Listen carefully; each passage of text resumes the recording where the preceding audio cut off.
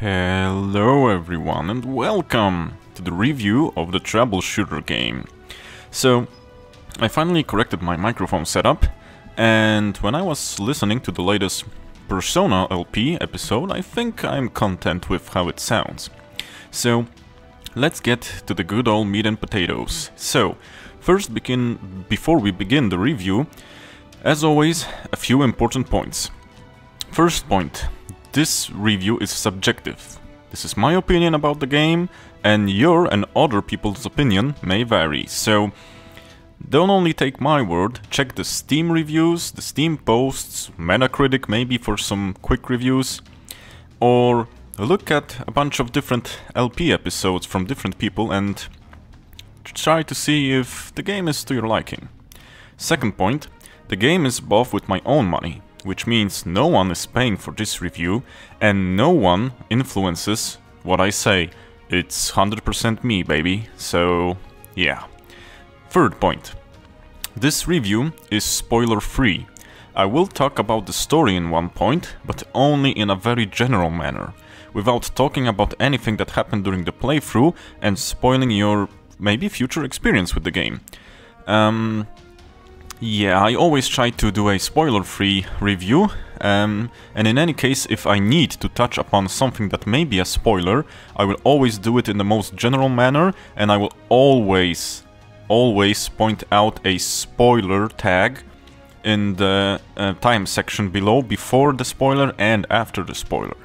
So, yeah. And the last point is that the video will be divided into sections. The sections will be present in the timeline below and in the description of this video.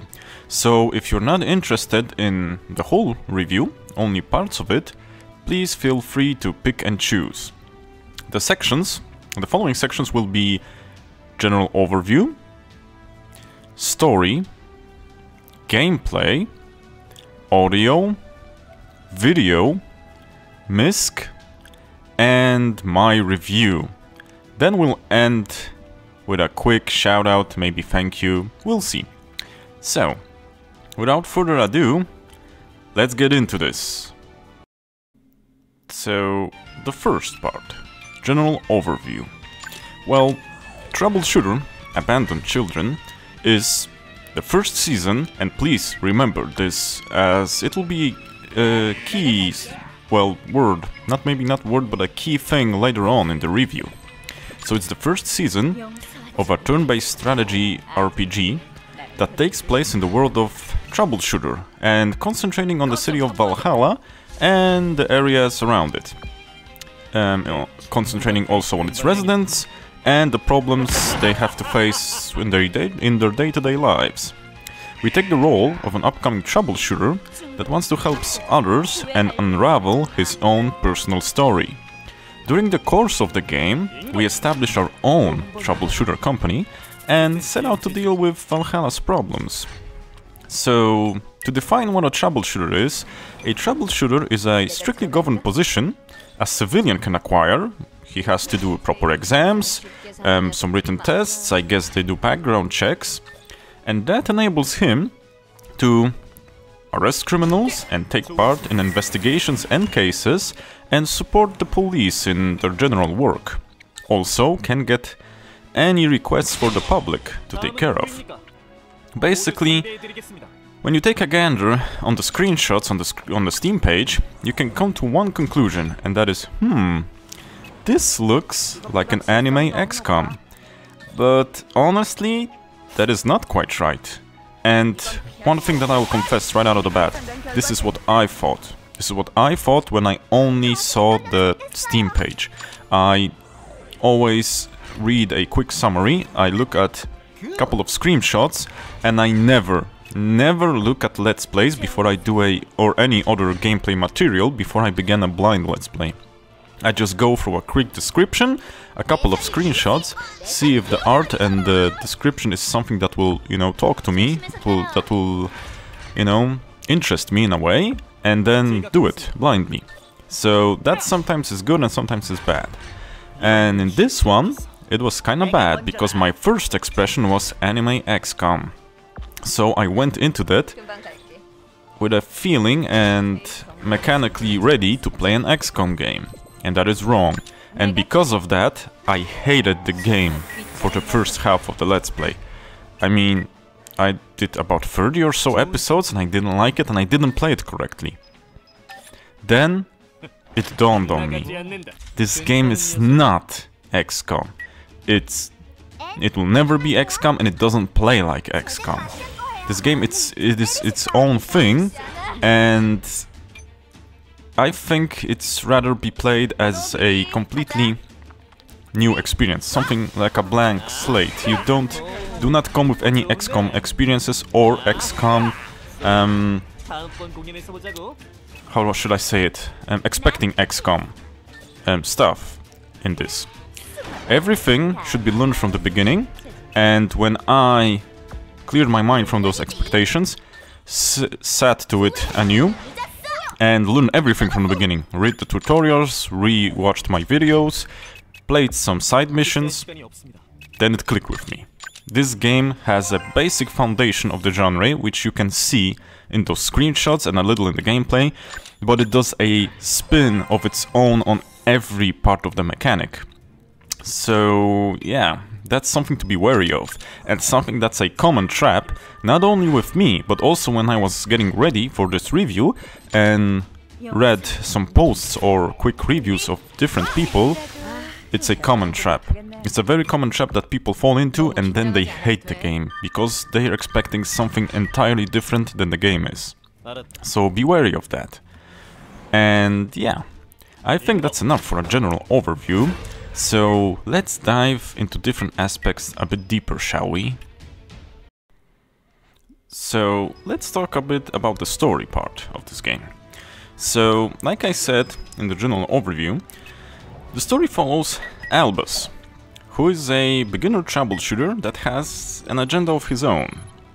And to dig a bit deeper into this, he wants to unravel the story of his family. Yeah, and quite soon on, it seems like the facts that Albus is interested in, they require some credentials to actually access reports or other information about some incidents. And that's why Albus sets out to create his own troubleshooter company, and this means he needs to get working soon and hard. And that is the beginning of our own troubleshooter company and of Albus's story.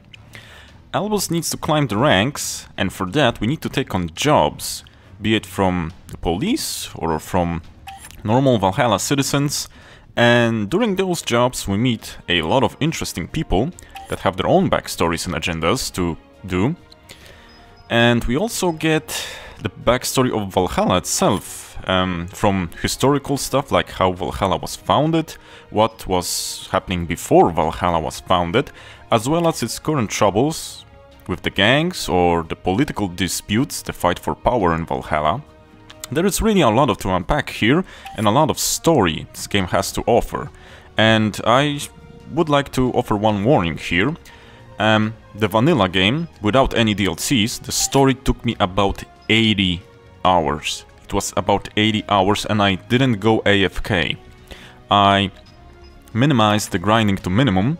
In the base game you really don't have to grind much. It's quite an easy game in the base, without DLCs. Steam page in my library said 79.5 hours. 79.5. So I'm guessing it was a little bit closer to the 80 part, and when I checked on the internet what various resources and users said, like for example GameFAQs or other pages that list the game time according to users, mainly they do report 80 hours. So it's not only me, you must expect about 80 hours of playthrough. Also, the story is the first place where some of the cons from my review are present. Basically, there are, I think, 2 of the 3 biggest gripes that I have with the game, and those are basically the only cons that have an impact on the final mark I give. And the 2 present in the story are pacing or structuring, and translation. Let's tackle the easier one, the translation. the translation is a bit wonky at times, to say the least. This one is a bit of a minor con, because when it comes to story, you can figure and get stuff out of the context if you read into it and look at what is happening and remember what happened before, after, during the missions that you do, and really read the text. So you can get the stuff out of the context. And you know, the team that did this game, it was a small team with a lower budget, and I think it was their first game, so I don't know how much our state of knowledge is about translation issues and regional stuff, but I guess it takes a lot of time and money to do correctly. You need someone who knows the language, someone who's experienced with translating. You cannot translate one-to-one some sentences, some idioms. You need to you know, spend some time on it and be sure that the translation does speak correctly in a different language, does speak to the user correctly, you know, so that it has sense.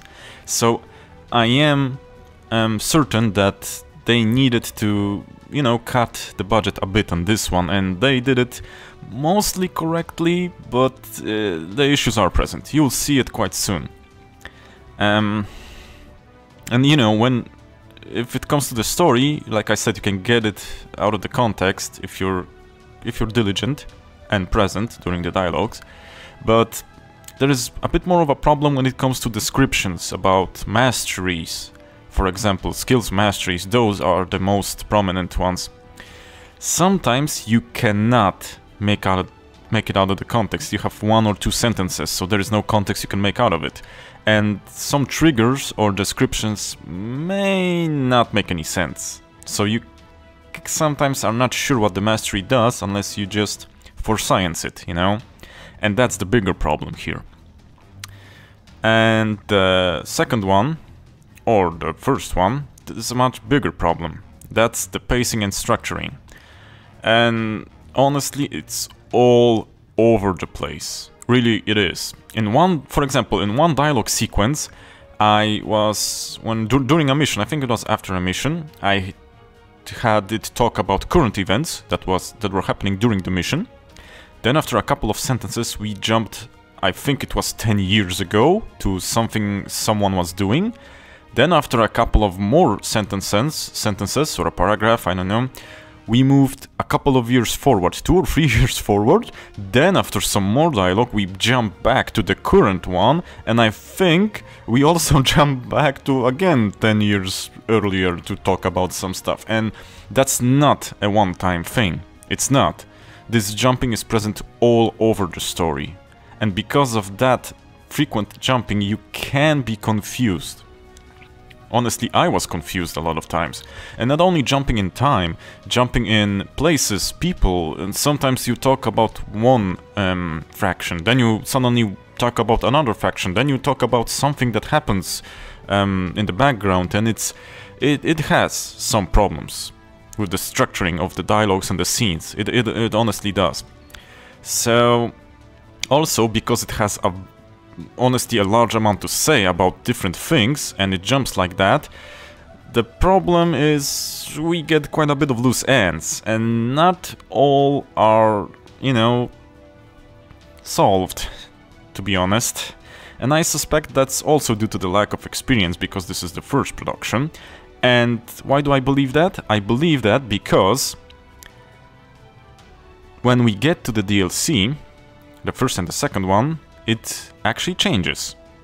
Yeah, the DLC does a bit different twist on the story, and I think it's because it's more concise. It has a lot less area to talk about, and then you can experience more about the characters. Yeah, and that's what I really like about the story in the DLCs. They tie up the loose ends with character relations, how they see themselves, how they manage to overcome what's happened to them in their life, in their whole story that was established in the base game. And yeah, they overcome quite a bit of challenges, and they change, and they, you know, they grow as a character. And I really, really like that about both the DLCs, because both of the DLCs do that. And we even had a sort of a problem that arose between two characters in the base game. The problem grew a bit deeper in the first DLC, Then we had a chance to solve that problem, but the fruit of that solving was present in the second DLC. I really love that. I won't spoil what characters that are, but I think you'll, if you looked at the if you looked at the LP and followed it, I think it should be obvious enough. So, like I said, when it comes to DLCs, the story was done really, really well. When it comes to the base game, not much. And that's because the sheer volume of what they needed to present. And that is, I think, in par with the lack of experience, which the team itself emphasizes on their Steam page. So it's not my guessing, they honestly own up to this being their first game and the lack of experience. So yeah. And like I said, the characters that needed closure got it, which is something I'm happy about with the DLCs. This also shows how the studio that does this game learns, and that also honestly gives me a lot of hope. But I need to take those things into account when giving a real opinion in the final mark. Especially since, like I told you at the beginning, to take into account that part of the Steam description that is the first season. I think that some problems stem from the fact that they have planned multiple seasons. But this being their first real game, they kinda had a problem structuring it, especially in the first season of the first game. It needed a lot of world building, a lot of history building. They had a really awesome idea with a really awesome world, but they had problems in structuring it in a way that you can learn as much about Valhalla as they want you to, and immerse yourself in the world and the characters that roam the world of Valhalla. Because their stories are kinda complicated sometimes, and the relations stem from one character to another, to another, to another, sometimes by a different character in the process. It's not always in a straight line, and I like it. It brings a bit more complicated structure to the story. Yeah. So I think we'll leave the story at that. I got the gist of it out of the way, and yeah, I think now we'll head into the next section. So now, let's finally tackle the gameplay. So yeah, that's what we are here for, the gameplay.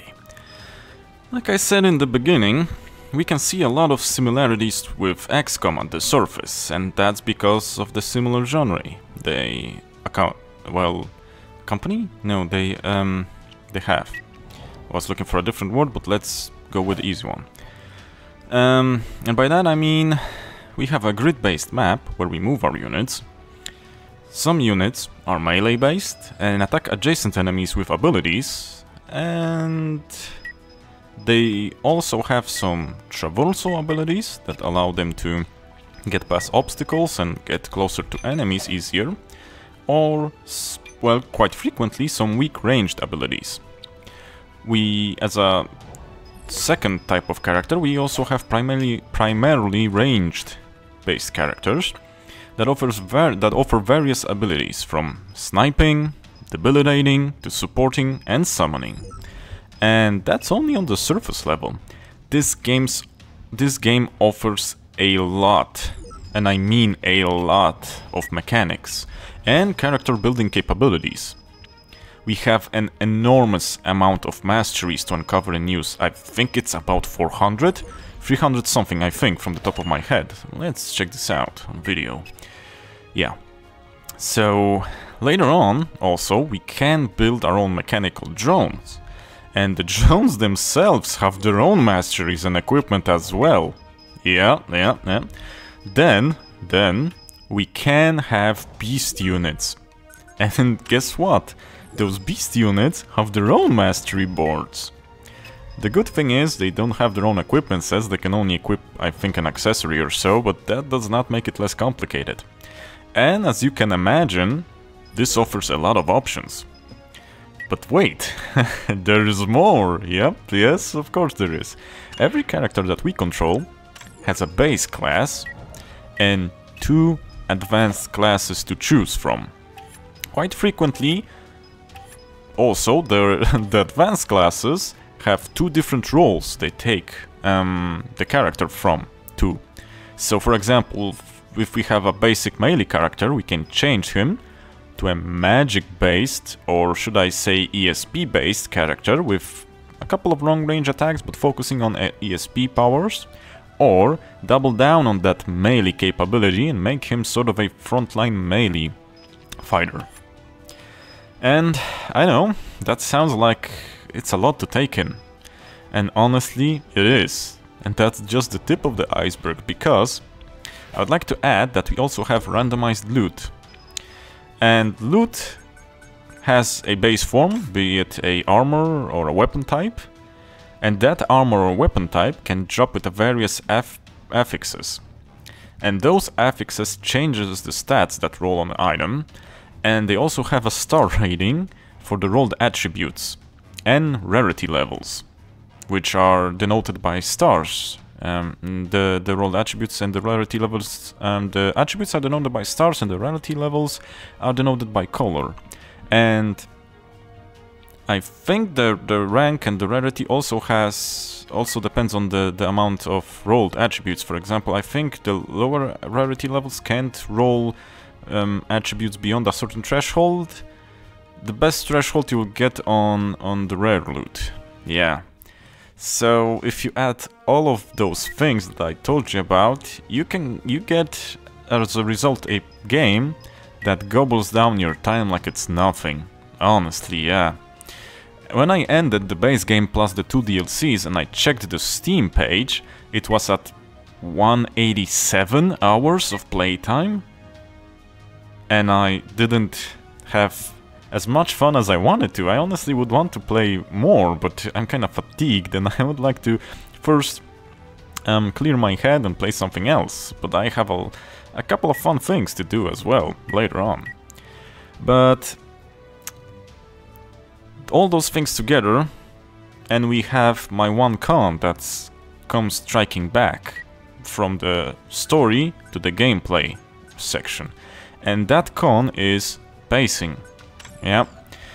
So, yeah, it's also present in this part of the game, in the mechanics part. And let me explain this. There's quite a decent chunk of the game where we go with 2 or 3 characters. Our main character and the side characters frequently get in a dialogue that they say we need new members, we need more people. And that's quite a decent chunk of time when that is. And during that time we'll also, for a lack of a better term, resource gated in crafting. So we're kinda limited in what we can craft, and that's because we didn't unlock new areas and didn't unlock new types of materials that we need to unlock better items in crafting. And then, after a while, all of a sudden, we get the next character that joins, then he comes with his own mechanics, then we get the next one, and we get the next one, and suddenly the mechanics seem to be, you know, doubling on one another.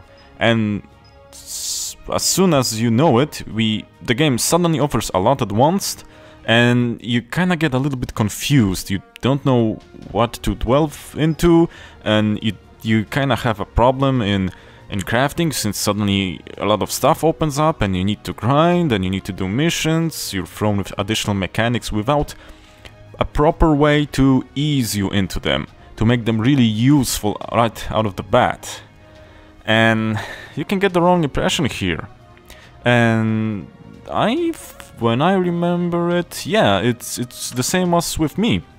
For example, I'll give you an example.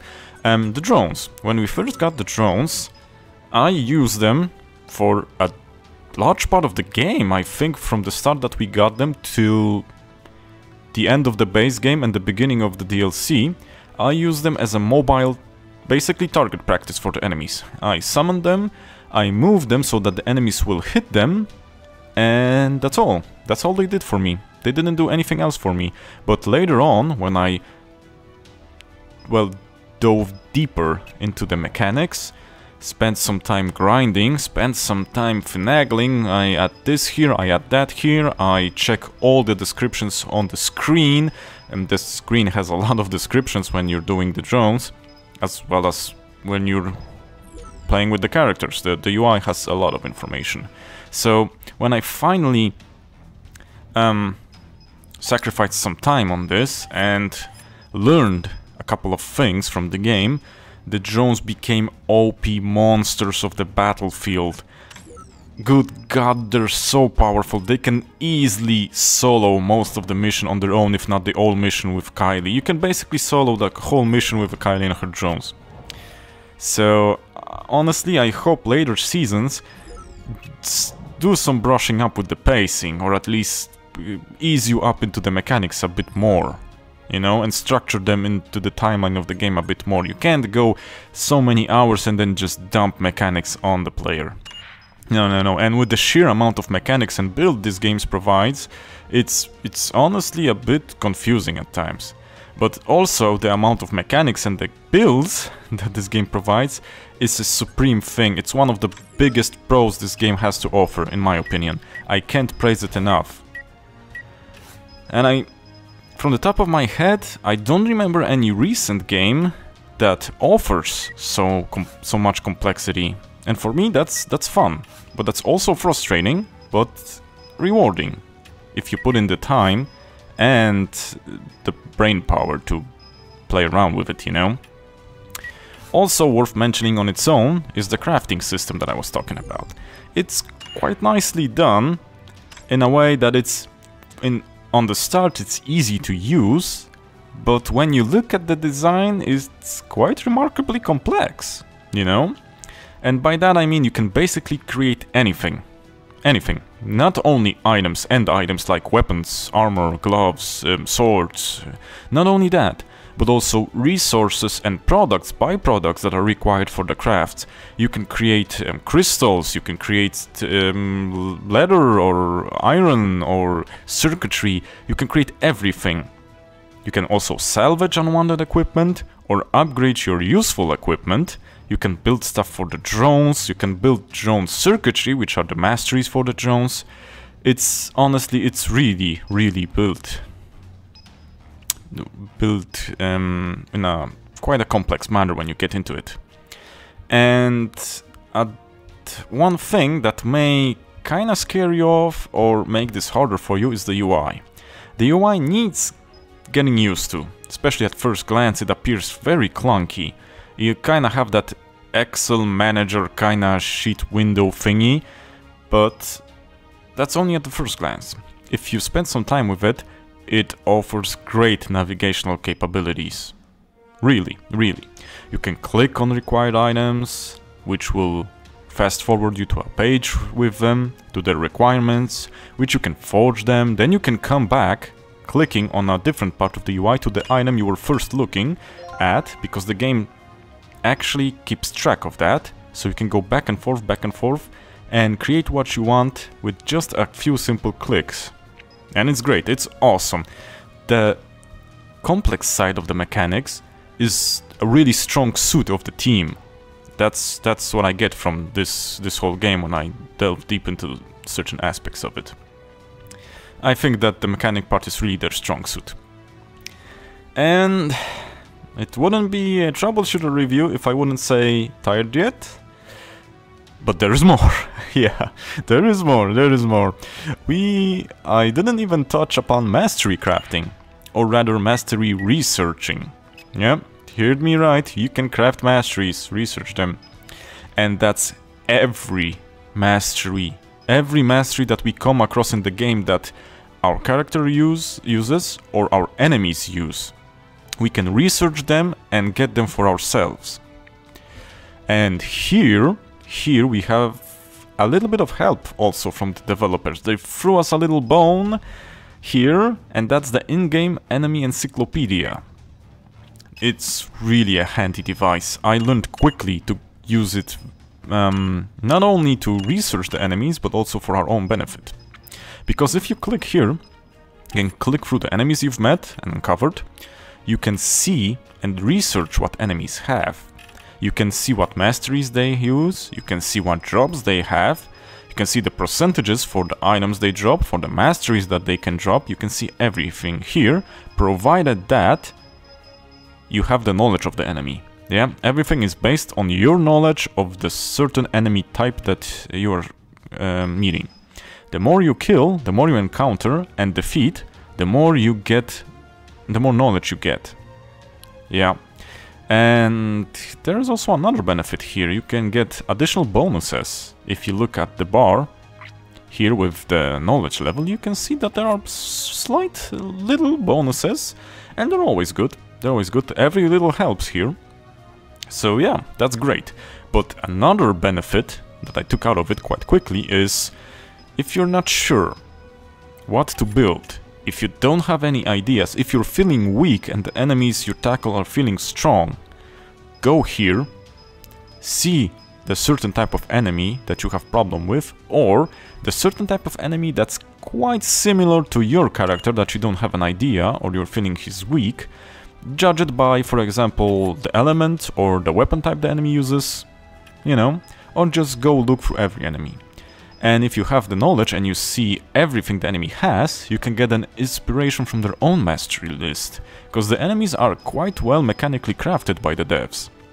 So if you ask me, those features alone in the gameplay and mechanics section make this game a great entry. You can do all those little things. All those little things. You can spend hours building and researching masteries, characters, items. It's awesome. And you do all those little things in your trusty little bar HQ. Then we also have something that's called the Spooner Street. Spooner Street, I think? Or... let's check it. Let's check it here. Yeah. You also have the street, and it acts as a vendor central. And as an online hub, I believe. At least that's what I get through it. And yeah, you can get some products here for crafting escapades, we can buy stuff, we can get quests, we work on renown, how the certain NPCs like us, which also gives us a discount. Yeah. As for the online features that I mentioned, I won't get into details because I lack any experience with this mode. I play games as a single player, especially when I LP them, so I didn't touch upon that, and I won't give an opinion on it, so it won't be a false opinion. What else? Oh, I also didn't... I also didn't mention that we also have a food mechanic. Yeah, that's it. We also have a food mechanic. You can go to the bar, and you can talk with Dawn, or the bar at the street, and you can order a meal. You can order something to drink, something to eat, and if you choose the right things, you can get a bonus. And that bonus really does help, especially in the harder missions. I didn't use that much in the base game, because I didn't feel like you need to, but in the DLCs, I actually did use that later on, when it gets harder. Well, that's a lot. So, as you can see and you can get the feeling of yet, this game is quite a time sink. Yeah. So be sure to take that into account. And I think that would be all for the mechanics gameplay section. So let's see what else we have here. Well, I'm guessing the next thing we should tackle is the audio. The audio design is good. Honestly, that's the most I have to say about it. It's good. We have various amounts of tunes playing in the background, ranging from some upbeat electronic music to some really riff-smashing rock tracks, especially at the end. I got that one track that was awesome. I just sat a while and listened to it while managing my team. All the tracks fit the atmosphere of both Valhalla, which is a technologically advanced nation, and the tracks are picked in a way that they are correctly set to the mood, which, if you think about it, it's an easy thing. You might think to yourself, well, that's an easy thing to do. If it's sad music. If it's happy times, it's happy music. If it's action time, it's action music. But honestly, there's a lot of cases where people get this incorrectly. And for me, that's a good point, and that's a point towards the overall score. So yeah, they set the music correctly to the mood, what is currently happening in the screen and what's currently happening in the story. As for the music, you do not get sick of this music when you spend a lot of time in the menus, crafting, designing, so no gripes from me here. There's also a special jukebox in the bar where you can set your favorite track, and if you want to build your team to a certain track, you can you know, select the track and here we go. So yeah, basically the audio is very straightforward for me. It's good, it fits, and I think that's all I would like to talk about the audio, honestly. So, after audio, there is video. And a couple of things here I would like to say. The presentation is nice, the designs are nice, the cutscenes that are drawn are really beautiful, they're really beautifully done, and that's the characters are drawn great, and the vistas are also drawn beautifully. You got plazas, you got forests, you got very different types of views. They're great. The thing is, they do not transition well into 3D models. I hate to be this guy, but they do not. You know, and I have read notes from the developers on their progress with the next upcoming season, the next upcoming game, and frequently they themselves acknowledge the fact that they lack skill and experience in this department, in this very department. And honestly, I think it's good to hear that they are improving and they are aware of this problem. And during the course of this Let's Play, I remember one patch note saying, if I recall correctly, Anne's in-game 3D model is corrected to better represent the character art and the one that we see in the dialogues and the scenes. I think that was emphasis on the face of the model, if I remember, and that tells you something. And another thing, the in-game maps also suffer a bit from this. I know we have cities filled with buildings, cars, places, stalls, merchants. Yeah, we do have that. We also have caves, we have wilderness, we do. But the thing is, as much as we have different biomes, the biomes do not look very organic. And how do I put this? They look clean and sterile, without much details that could make you believe that it's a natural thing that's lived by people, creatures, beasts. It really does not. It kind of reminds me a bit of PSP RPGs, like the early entries in the Legend of Heroes series. So, you know, that type of clean, weird design where you can clearly see that it's a tile thing and not a real place that was forged by nature, you know, created by nature. That's something wild lives there.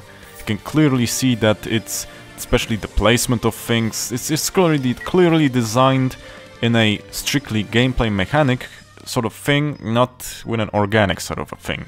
So yeah, the 3D is their weaker department, but depending on what type of a player are you, it's not something that will make you drop the game, and not something that makes this game any less of an interesting one. Honestly, I think it just needs brushing up. And I'm hoping the team can up their skills in the 3D department and better represent the art that they make, because the art itself is extremely well done, the character designs are interesting, and when it comes to the heroes and the main players of the story, the art is good. We have different body types, different clothing types, all this in a pretty wacky style that makes you believe that Valhalla is something a bit more advanced than we are, and something differently placed cultural. And for example, characters from different regions, from different cultures have that present in their design. For example, it's very present in the council meetings, where you have councilmen from different regions, not only from Valhalla, and you can see that represented in not only their status and what they do, but also their culture. If it's different culture, it's present in different designs. And we also do have a lot of generics, especially when you take a look at the enemies that we face, but that is understandable. You can't produce, especially as a small studio, 100 enemies all looking differently, you know? So that's that. But from what I understand, the seasons will use the same, I think they will use the same engine, just will be with different tweaks and upgrades. And if the graphics themselves don't change much, I don't expect them to change much, because that would be a lot of work. I would like them to brush up on that organic feeling that certain places would have. Try to place obstacles, or, you know, like rocks or hills or stalls or buildings, not in places or fences, not in places where you think it's a good gameplay decision. Try to place them in a way that makes the place feel lived in, organic, you know? That will make a heck of a lot of change to the feeling this game gets you, you know? I think that needs also working on. Oof, yeah, so I think we got through the video section. So let's see what we have next here. Oh yeah, next is the Misc section. So Misc is a bit of a weird section, and I always make it. It's a section where we take a look at what the internet and other people say about the game. I mainly select the reviews from Metacritic and Steam comments, because most of those are fairly short, a couple of sentences, a paragraph or two, and I can pick from various ones and debate those paragraphs or sentences on how I feel about them and if I experience something similar or different, you know? I always pick a mix of reviews if they are available. If they are available. For example, here I had trouble looking for a gaming outlet or blog that gave a lower mark. I mainly saw the higher ones, but I picked some lower marks from players. I would also like to preface this saying that I do not include 10 out of 10 or 0 out of 10 reviews that just say, oh, this game rocks, oh, awesome sucks, or this sucks cause I don't like it, or any other one sentence sucks point, because neither does that thing have any mindful things to say about the game, nor does it have anything that we can debate on. So yeah, that's before we begin, and now let's begin with the gaming outlets. I will name the names of those outlets and the name of the players, and I do let myself... in the first reviews I didn't name them, because I thought that was kinda not my place to do, but since they're publicly pleasant... pleasant? Well, maybe they are pleasant. If they are publicly present and everyone can view them, and it's the internet, they push that review into the internet and we can all see them, every part of the world, I will let myself name the players and the outlets, so you can better maybe find them, the reviews, and read them again by yourself, or something like that. I don't think I need to censor them, the names, but if any of the player that I mentioned doesn't want their name to be said, they can reach out and maybe I can ink out the part where I said the name, you know? So first, let's begin with the gaming outlets. First off, we have GameMag, and GameMag gave this 90 out of 100. Saying, Troubleshooter, Abandoned Children is a big, complex game with an incredible number of settings, crafting and modifications, which can take hundreds of hours to complete. The anime style and atmosphere of Atlas games, deep characters and a strong plot that makes this game a real gift for the fans of the genre. So, first of all, I agree with this. It is a really big and complex game. You have an incredible number of options to play around with, and it does take hundreds of hours to complete. I didn't play as much around with stuff as much as I'd like to, and I had 187 clocked on Steam page, like I said, so that kinda makes you... that kinda paints an image here, you know? But... strong plot. Depends. If you're talking about the Valhalla plot from the base game, it is not precisely a strong plot. If you're talking about the characters, the drivers of the Valhalla plot, because I really think that Valhalla is a side plot. The main plot is some character plot, which I won't spoil you what it is, and that one is honestly, I would say it is a stronger point. It is stronger. So I think that I agree mostly with this. And I think some of the points I think the same about the game. So next up we have RPG Fan, which gave this game 82 out of 100. And what they had to say: Troubleshooter Troubleshooter Abandoned Children is a game created from pure heart and passion. And if its reach exceeds its grasp at points, then this is far more desirable than the opposite. Though details of Dandelion's next game are scarce, I would find it compelling to explore the world of Valhalla and its characters further.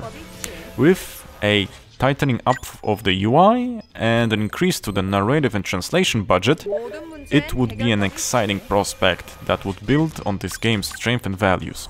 So in general, I see that they're positive, the gaming outlets. As for RPG fan, I agree that it's certainly created with passion of people that played SRPG games and that wanted to give something more, something from themselves. I think that those are people that really like the mechanics of games and thought that, hey, let's make it a bit deeper, let's make it a bit more complex. Because yeah, some of the newer games, especially the modern new XCOM like XCOM 2, without any mods, it's a fairly straightforward game when it comes to mechanics, but mods make it very complicated, and I think those people thought, maybe we can create a game that's complicated out of the bat, and would make for some fun playthroughs. And they did it. As for other things, I agree that if they sold enough, I would gladly welcome a better budget for the narration and translation.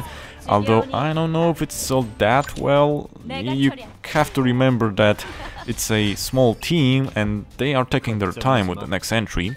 And we know there is a next entry since there are news detailing character art, even posting some of the art and talking about some aspects from the next game. And I would also eagerly dive into the next entry to further explore the world of Valhalla.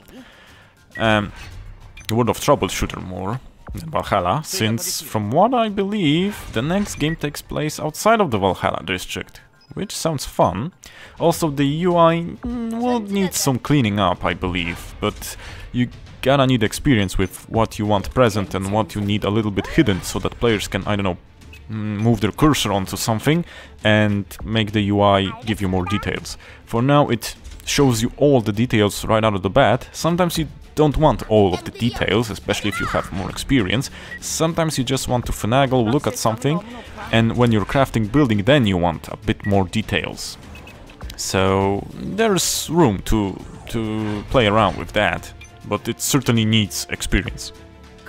An experienced UI developer to tackle that. Okay, now we've gone through the gaming outlets, so let's go into the user marks, the user reviews. And first off, it's Avanka, and he or she gave this game a 5. I'm guessing it's out of 10 for the users. Don't know why it's 5 out of 10 for the users and 90 out of 100 for the outlets. I'm guessing it depends on how different outlets score the game. So, Avanka gave this a 5 and said, it's like a quirky XCOM, where you command a group of angsty teens protecting neighborhoods from censored stuff, and it's not exactly bad, but it's almost a direct copy of XCOM's gameplay mechanics, except much inferior in almost every way. The combat system is overly complicated with all sorts of janky rules and affinities stacked on. The research portion of the game is weird and unintuitive. The main difference is that they added a social aspect to the game similar to Persona, and it's pretty terrible. The dialogue is cringe, the story is about some cult that worships spoons. I believe it's supposed to be funny. It's not. The combat is strangely weightless in the sense that it doesn't feel satisfying to kill enemies. They just come in waves and it doesn't feel like anything was achieved when defeating stuff. Beauty of XCOM. Enemy unknown was the simplicity. There was deep complexity in understanding the subtleties of tactical combat and macro management. But the game fundamentally was very easy to understand and pick up. There wasn't much dialogue or having to explain everything.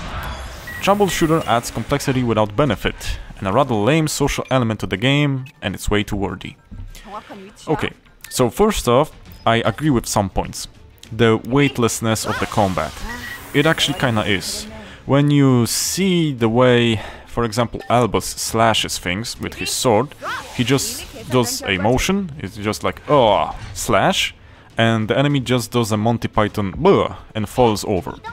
Without weight, without differences if you're hitting a big mechanical robot or a slim guy with a gun. They getting slashed exactly the same and they just fall down. I do agree that the combat does feel weightless at times. Group of angsty teens. You can get that feeling, especially when it comes to some bickering the younger part of the team does. But honestly, if you don't like it, then you have the, you know, the little older part of the team. You have, for example, Hai Xing, you have Giselle, you have other members that have some, honestly, some hard problems to overcome in their life. Yeah, that's some pretty weird stuff happened to them in their lives. As a direct copy of XCOM's gameplay mechanics, no. Like I said, it's on the surface. It's on the surface. The combat can feel complicated if you try to delve deeper on it.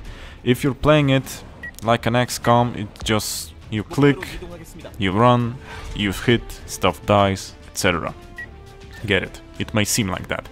But if you take into account all the rules, all the affinities, like Avanka said, it gets pretty complicated, especially since you can build characters that can defeat half of the map in their one turn when you get into some really devastating abilities later on. Sorry, needed to cough. So yeah. The research portion, unintuitive. Yeah, a little bit. You need to sacrifice some hours for that to get you know, get a hang of it. Yeah. As for the social aspect similar to Persona games, no, it isn't. It's not really. Persona games make you dive deeper into a character, their backstory, their similarities to the world, the stuff that's happening. It makes you experience some tragedies that the characters lived through. You can also meet up, you can do stuff, spend time with them, watch movies, play games, date them, etc. That's Persona. This is not anything similar to Persona. The only thing similar is you talk to people and they say what they lived through. That's the only similar thing. And I wouldn't say that's the same. As for the dialogue, the cringiness and the weirdness of it, I think it comes down to translation things. Like, for example, the cult that worships Spoon, the Spoonists. Yeah, it was sort of a kind of a joke on a cult, but honestly, you can't get through it. I mean, they are a bit more complex later on, but the Spoon worship and the other things, you need to not take it literally, you know? You need to focus on something else. So yeah, kinda not agree with that one. For the most part. There are some things I agree with, some things that I do not agree with. Next on, from the opposite side of the spectrum, we have a 9 out of 10 from Deadhead Bill. Bill says, great game, cross between XCOM and FF Tactics. Nice tactical gameplay and good graphics. For me, to like this game is unusual because I hate anime tropes, but the gameplay is just that good. The only caveat is the translation. It is adequate at best, and makes understanding the complexities unnecessarily difficult. If you like turn-based strategy RPGs, then you can't go wrong with Troubleshooter. Agree with Bill here, not with that cross, but with the gameplay. The gameplay is really good and it makes up for the jankier parts of the dialogue and story.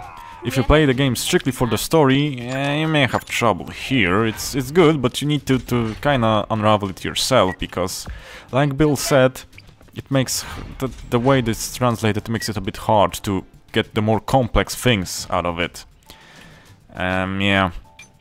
So, yeah, mostly I agree here. I don't see the cross between FF Tactics. I do see XCOM influences, but not FF Tactics, and I do love Final Fantasy Tactics. It's one of my favorite games of all time, top 3, really. So yeah. Next one, the same side of the spectrum. 9 out of 10 from No Idea Name. And he or she says, I'm a huge fan of SRPG games like Fire Emblem and Final Fantasy Tactics franchise, and I recommend this game to all fans of the genre. I will detail the main pros and cons in the text below. Pros. An amazing quantity of content, took me more than 100 hours just to finish the main campaign. There is also a lot of additional content that I haven't explored yet. Diverse and meaningful strategic choices. I think this is one of the best skill systems I've seen. Each character is unique, and yet anyone can be a tank or DPS, depending on the skills equipped. You can also change the skills between levels with a very little cost, which gives you liberty to adapt your strategies. The gameplay is amazing. There is a lot of important things to consider in battle. SP, vigor, taking cover, and level design is diverse. Saving civilians, survive enough time, kill enemies before something happens, etc. There are 5 or 6 difficulties. You can change them anytime. They change not only the mission stats, the enemy stats, but also their quantity and AI. As an SRPG veteran, I played on the hardest, Cruel. The difficulty curve of the game is perfect. It gets more difficult at each mission, the last 3 are especially challenging. The art is beautiful, the construction of the universe lore is pretty impressive. Cons. My main complaint about this game is an annoying disconnection between gameplay and story. For example, you defeat an enemy in some mission just to discover he had escaped in some dialogue after the conclusion, without nothing on the gameplay suggesting that. Another example is that I arrested the same character 2 times. How he escaped the first time for me to arrest him again? Dunno. Lots of characters are reoccurring enemies and I don't understand how they escaped or survived after I've beaten them so many times. Some abilities, just a few, could use some more details on the description. Sometimes I haven't fully comprehended how they work. Yeah, I agree here with some things. First off, yeah, amazing quantity. It took me nearly 200 hours to finish base plus DLCs, both DLCs. And I also didn't do everything. There's a couple of missions, the extremely hard ones, that I didn't do. Diverse and meaningful strategic choices, yeah. You can pick this, pick that, make that build, this build. You can focus on this aspect of the character, that aspect of the character. Really, yeah. Anyone can be a tank or DPS, yes. You can even have magic users tank. Being a dodge tank or a armor tank, they have abilities that support them, granting them a abundant amount of block or armor. Really, you can make maybe not everything out of everyone, but you can certainly make a lot of things out of everyone. A lot of things to manage, yeah. There are SP, there is vigor, there are covers, there are height levels, which are taken into account with masteries, there are different things, yeah. Level design diverse and objectives, no. They are kinda not. They get repetitive after a while, I would have to say. A lot of difficulty levels, yes. If you saw my LP and you said, I ain't doing that, that seems like a lot to do and troublesome, you can lower the difficulty level. Yeah. I also played at a high difficulty level. Didn't play at the strictly highest one because I didn't know what that entails, so I didn't want the Let's Play. Sorry, my voice is giving up. The Let's Play to have I don't know how many hours, and yet it had. So yeah, I on purpose didn't choose the highest one. Difficult after each mission? No, the difficulty curve is not perfect in my opinion. The base game is easy as heck, only the last mission or that side extremely hard last mission is harder. But the DLC, oh boy, that's a jump in difficulty, my god. So yeah, the curve is not perfect, but to play the devil's advocate, the devs say in the DLC description that it is hard, and it was designed on purpose to be hard, because people said the base game is too easy. So yeah, don't agree with the difficulty curve. Art is beautiful, I do agree, and the lore is great, I do agree with that. It's pretty impressive, and it's a large amount of information. The world is fairly greatly built upon. disconnection between gameplay and story. I actually did a bunch of jokes about that during the LP. For example, yeah, there is a guy that there's a mission, that's a side mission actually, to arrest. And I arrested him 3 or 4 times, and out of every time he just kinda runs away. And like I joked many times, how the heck do we beat those guys and do not lock them up? I do not get that. And No Idea Name also doesn't get that. Yeah, well, I agree with that fully. Next, let's jump back to the opposite side of the spectrum. We have a 6 out of 10 from Sir Danu. And he or she writes, at the time of writing this game has 8.9 from 27 ratings. But if you check most of the ratings, you will see that they are from dubious accounts. I fell for the reviews and played the game. It got some interesting elements, but nothing that makes it a decent or good game. At best, it's a below average game with poor graphics, over-complex gameplay elements, and a worthless story. The mission layout and planning is also problematic and buggy. If you expected this to be anywhere close to XCOM, you'll be disappointed. So, I agree with the statement that if you expected this to be close to XCOM, you will be disappointed. I was as well for the half of the Let's Play. I agree with this wholeheartedly. Do not, I repeat, get into this game if you want an XCOM clone. Do not. As for the buggy and other aspects, I don't know, maybe he played it at the release? I played it a long while after the release, and I mean a long while. So they ironed out, I think, most of the bugs, if not all. Interesting elements? Yes, it has a lot of interesting elements, and I think there are 2 things here. Either Sir Danu is not that much of a fan of the genre, just of XCOM games, or he fell for the trap and only saw the game at its surface. Because at surface level, if you dive into the game only at surface level, you would agree with Sir Danu. You would agree with everything he said, but if you give it time and dig deeper, it's honestly something more, so... Agree with the XCOM part, do not agree with the rest part. Oof, now we have the last one I picked. It's 5 out of 10 from Yes Commander. And he or she said, 10 hours in, pretty decent. Poor translation may be charming enough for some people to toss out 9s or 10s like candy, but makes trying to comprehend the ability descriptions awkward. I don't really care about poorly translated story, it's not what I want from the game, but clarity in the technicalities of combat is essential. And this is a bit lacking there. I'm not a fan of anime, neither the art nor the tropes, but the maps of the game are nicely detailed.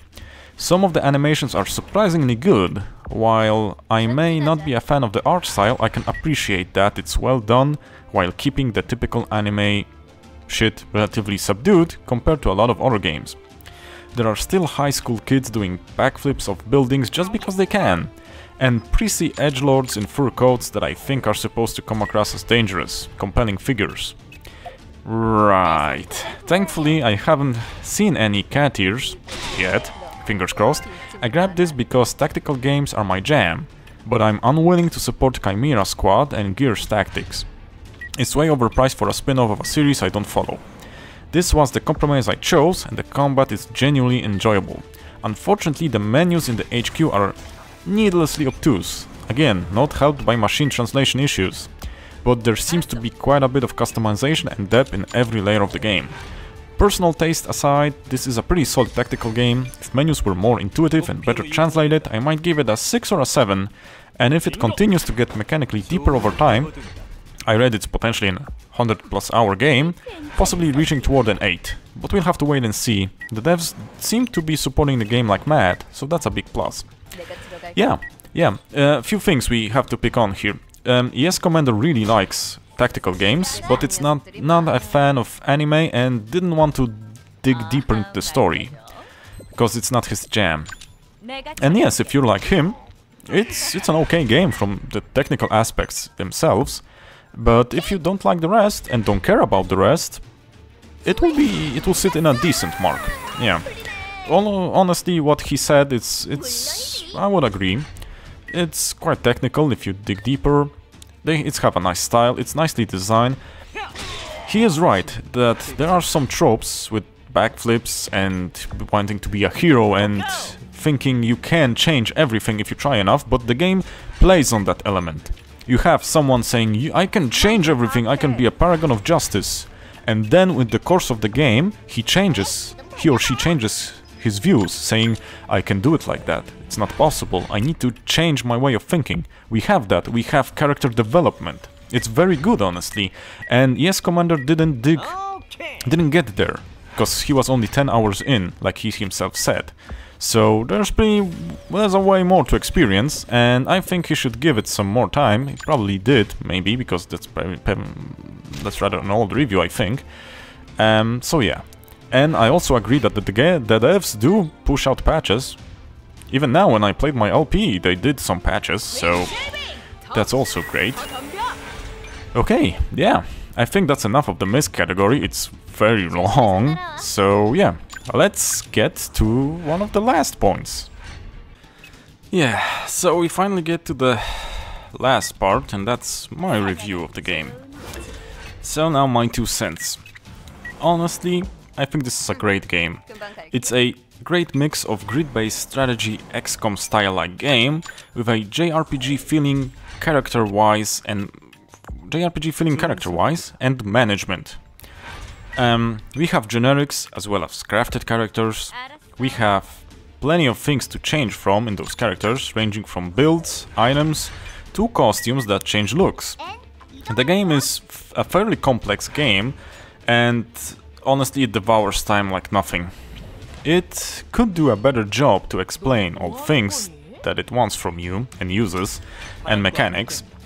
I even found some gripes from other players, saying that they needed to watch videos explaining some stuff, and I think I remember that some people said that they needed to watch a video from the devs themselves. I think it was part of a stream they did really long ago or something like that. Please correct me if anyone knows. The game translation has problems. The quality of the translation has problems. The pacing and structuring of the story has problems. And whereas the former isn't a big deal, since you can get a lot of things out from the context if it comes from the story, then you cannot get it out of the context when it comes to abilities and masteries. No, that's really problematic if you have a mechanically deep and complex game and you don't understand what an ability does. Really, that's a problem. And the latter, the pacing, is honestly it's quite a pressing thing, and I think that most of the problem stems from the lack of developer experience. The game is still supported and undergoes maintenance and patching, so it's definitely a work of passion from the developers, I'll give you that. Another thing is I advise to not dive into the game if you don't have much time. Really, really do not do that. If you don't have much time on your hands, just skip the game. The base game story takes about 80 hours, depending on playstyle, and there are 2 DLCs, first of which is free to pick up if you want it. The second is frequently on sales, during Steam sales, so that's also a thing. But the mission themselves, you frequently have missions or cases that can take 2 or more hours to do. The longest one I think had 2 hours 40 minutes that I'd done, and it was honestly a mess. I could have did it a bit faster, but in the moment I was doing it, I was not in depth into the mechanics and other things, so it took a bit longer, but it would take about 2 hours to do.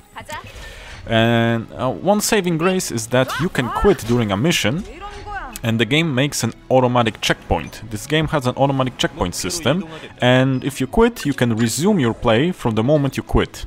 So yeah, that's at least a bone that the game throws us. You can do those checkpoints manually to prevent saves coming, I think. The mechanics themselves are made in a way that promotes grind as well, and that's another time sink. You need money to do cases. You need money, so you do cases, sorry. And you need materials to do crafting. So you either do cases for the drops and materials or for the money to buy them, and you need to do missions so you can craft more things and etc, etc. And what about drops? If you drop something and it has sucky attribute spread, grind some more, drop some more. Yeah, definitely not for someone with a lack of time for investing. On the other side, this game really rewards the time you put into it, allowing you to become supremely overpowered with the right gear masteries and planning. I mean, I'm not exaggerating when I say you can do half of a map in one turn. Yeah, you can. So that brings me to another con, and that's balance. I felt personally that some abilities are clearly OP and need a think through. For example, there is a mastery that allows you to regain 1 action point if you kill someone. You can couple that with the mastery that reduces cooldowns after you kill somebody. And just with that combo, if you set up the character correctly, you do a map in 1 turn. Well, depends on the map and the enemy placement. If they're decently bundled up, yeah, you have an infinite turn right there. I don't think all characters can do that, but there are definitely a lot that can do that. Also, be aware that the DLCs have a great jump in difficulty. They have a difficulty curve that will require, well, surprise, even more grinding. Yeah. But if you have a lot of spare time and enjoy complex mechanics, diving into them, building characters, trying out different things, theory crafting, I think this game is for you. I myself, taking into account all the pros and cons that I was talking about, give this game a 9 out of 10. I subtracted 1 point because of balance, pacing and translation issues. I also acknowledge there are more potential cons. Yeah, some things are maybe a con or a pro, depending on what type of a person are you. And as you heard from the user reviews, some people actually take some things as a con and some takes them as a pro. So yeah, I for myself will mark them as a grey area that you yourself can think about. And honestly, I hope we can get more improvements in the later seasons from the team, and I hope they up their design game and their technical abilities. So yeah, I think that would be all for this review. So thank you for listening, thank you for your time, and I hope to see you guys in the future LPs, and who knows, maybe in the 2nd season of Troubleshooter when we get it. So thank you, see ya, and most importantly, cześć.